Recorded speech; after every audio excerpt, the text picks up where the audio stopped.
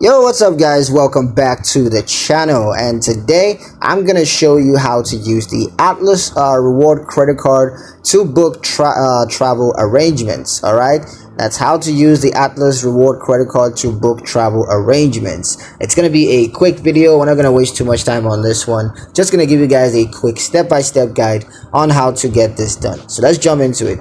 Now, the first thing you're going to do is to log into your Atlas online banking platform.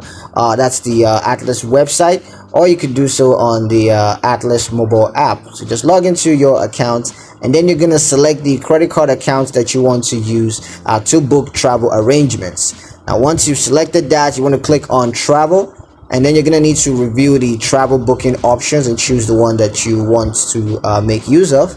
And you can search and book flights, hotels, or rental cars, all using your credit card. Now, once you're done with all that, just review and confirm your travel booking details. So yeah, pretty simple. That's pretty much it on how to use the Atlas reward credit card to book travel arrangements. I hope you guys liked the video. Hope you found the information useful enough. If you did, like the video, comment down below, let me know what you thought. Share the video with your friends and subscribe to the channel if you haven't already, and I'll catch you guys in the next one.